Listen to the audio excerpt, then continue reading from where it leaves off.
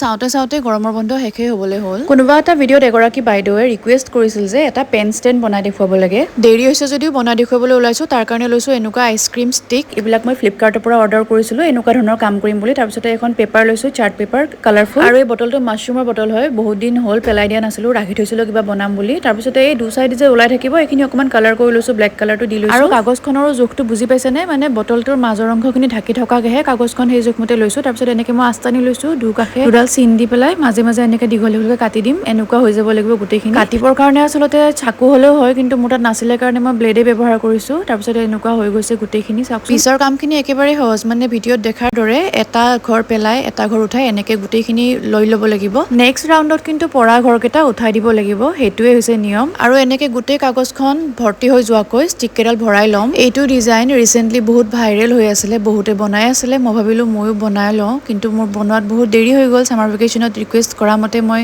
বনাই দেখুৱাব নোৱাৰিলোঁ বাৰু। এতিয়া মই দেখুৱাইছোঁ, যদি আকৌ কেতিয়াবা সময় পায় আপোনালোকে বনাব পাৰিব, একদমেই সহজ। কিন্তু কি হ'ব, মই ধুনীয়াকৈ এইখিনিলৈকে বনাই ল'লোঁ। দেখিবলৈ যে ইমান ধুনীয়া হ'ল, কিন্তু মোৰ এটা ভুল হৈ গ'ল। কাগজখন মই আৰু অকণমান জোখমতে আৰু অলপ দীঘলকৈ ল'ব লাগিছিল, মানে বটলটো কাভাৰ হৈ পাৰ হৈ যাব লাগিছিল, তেতিয়াহে জোখত হ'লহেঁতেন।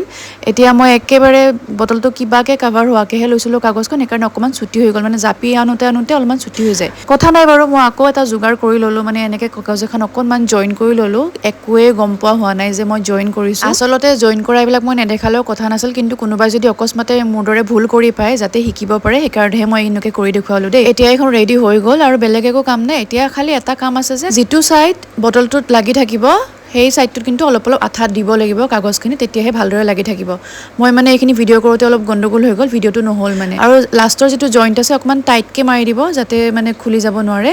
আৰু এইটো ৰেডি হৈ গ'ল, এটা ধুনীয়া পেন ষ্টেণ্ড। পেলনীয়া বস্তুৰ পৰা সামান্য সময় দি ধুনীয়া এটা পেন ষ্টেণ্ড বনাই ঘৰতে ল'ব পাৰি। স্কুলীয়া ল'ৰা ছোৱালীৰ কাৰণে চাগে বহুত সহায় হ'ব এইটো ভিডিঅ'ৰ জৰিয়তে। গতিকে আপোনালোকে যিমান পাৰে শ্বেয়াৰ কৰিব আৰু ভিডিঅ'টো কেনেকুৱা পালে জনাব।